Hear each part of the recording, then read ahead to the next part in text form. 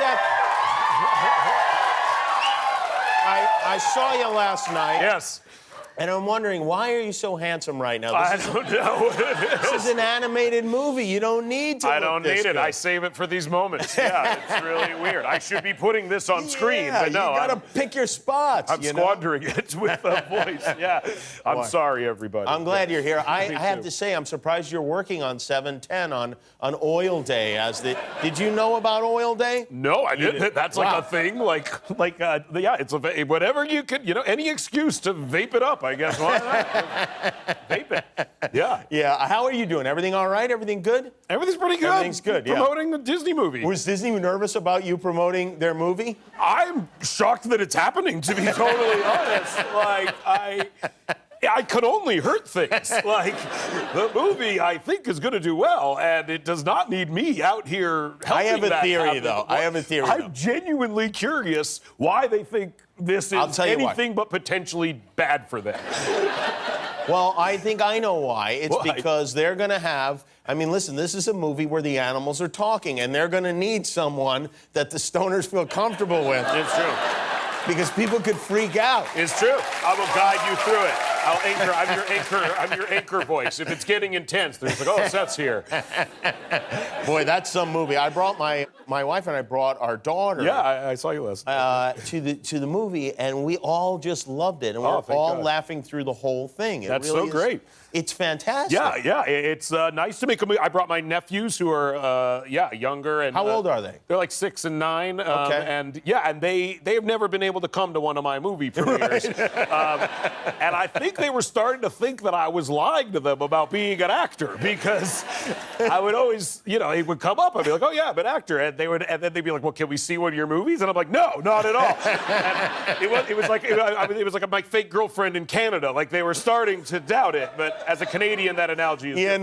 Well, we get it. Yeah. You know what I'm saying. What do you guys say? Do you say I have a fake girlfriend in the United States? In America, yeah. In I say I have a America, fake yeah. America Yeah. in the States. We call them the States. Beyoncé was at the premiere last night. Beyoncé was there. Oh, my wife was losing her mind. Everyone was losing their mind. It was I've never seen this happen before, in that John, the director, Favreau, introduced the cast before the screening. So one by one, we were called out on stage to, wave. And Beyoncé was called out, and the audience stood up. Yeah. And went We crazy. stood up. Yeah, we did. And I was like, she's getting a standing ovation for just existing. Like, her mere presence was a reason to stand and go crazy, and I totally got it. I was like, yeah, we should be celebrating. We made it. We're all in a room with Beyonce. That's what you want. And I know they weren't clapping for me, but I was on the stage, and I, for a brief moment, felt like what it must feel like to have that adulation. And and all I was thinking was just oh man, people do not like me that much. I don't get one iota of this. I don't think anyone likes anyone as much as as everyone a smattering loves at Beyonce. best. They saw her, and people lost their. Yeah, they did. Yeah, it was. Did you speak to her at all? I did. I saw her backstage, and she came up to me and was. And I wasn't going to go up to her mostly for fear. Last time I did try to approach her was at the Grammys around 11 years ago, and her security knocked me so hard. Oh, really? That I spilled my drink all over myself. Yeah. No. I know. It was terrible. So I was wary of going near her, because I look like someone who you would want to keep away from Beyonce in general. And so I waited for her to approach me, which, they teach you. And so she was very nice, and my beard actually got stuck in her sequins a little bit. Oh. If you look closely, you'll see some gray hair on her shoulder. Yeah.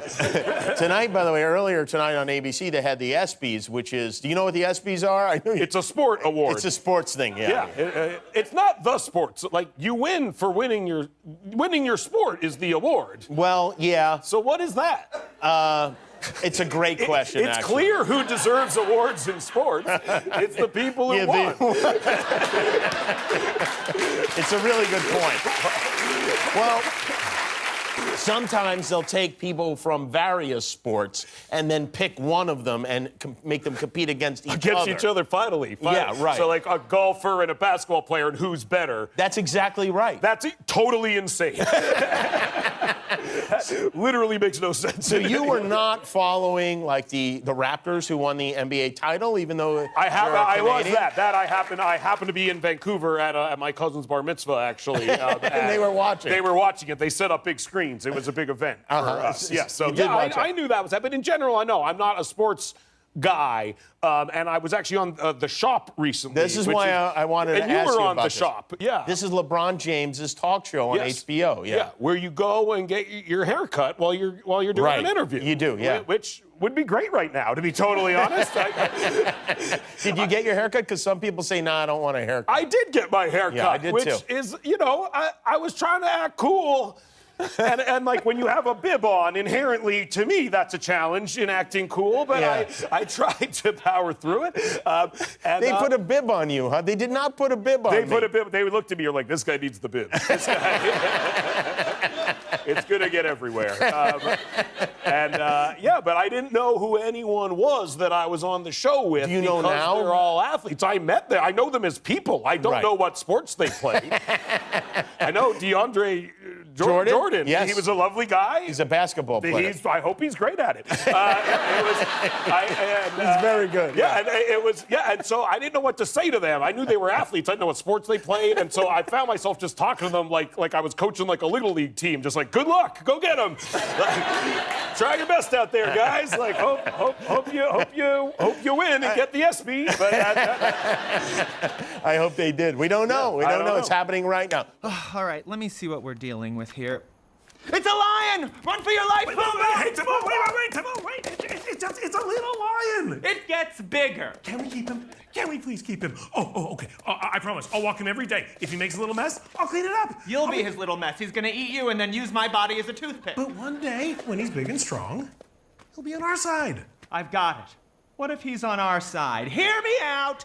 Having a ferocious lion around might not be such a bad idea. Well, then, can we keep him? Yes, of course we can keep him! Well, My God, who is the brains of this operation? We're gonna name him Fred.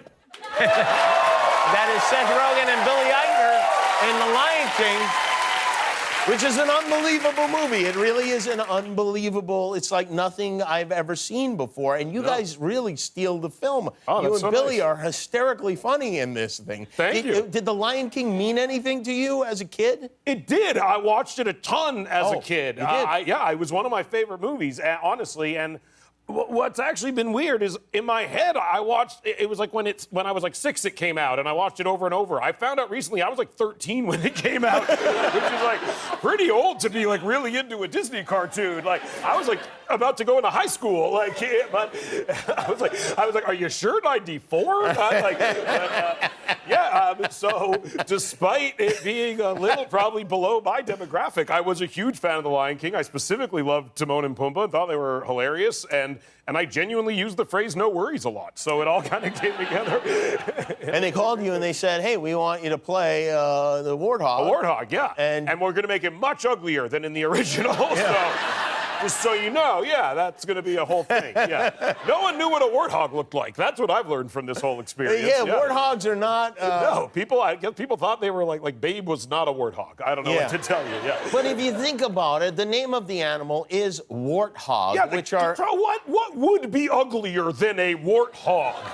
Like a back-knee snake or something like that. Or like a herpes rabbit. A herpes rabbit, yeah. A herpes Maybe rabbit not a even sounds kind of cute, Yeah, to it be would be totally kinda honest. cute. If it's got herpes, it's got to have some attractiveness in some way, shape, or By the way, I was also impressed by your singing in the film. Thank you. Yes, I sing in the film. Yeah. Yes. I share a song credit with Beyonce, which is crazy. Yeah. And I apologize It's about to her time. for that. It's about time. Exactly. It must be a big deal for her, so I'm happy about it.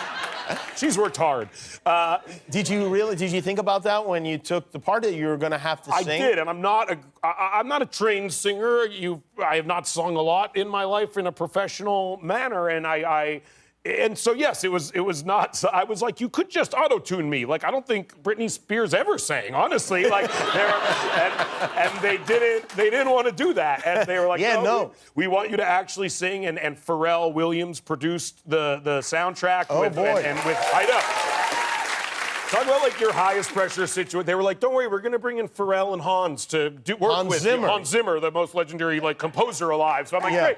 And so it was me in a little booth with Hans and Pharrell on the other side. As a Jew, I'm instantly uncomfortable around any Hans. Like, you know? You don't want to anger a guy named Hans. It is ingrained in my DNA in some sort of way. And so I would sing, I would do a take, and then behind the soundproof glass, I would see Hans and Pharrell like throwing their hands up and pointing to each other and kind of pointing at me and gesturing, and then like very nicely Pharrell would be like, yeah, let's just try one more time. And then I would try it again, and I'd see Hans just like, ah!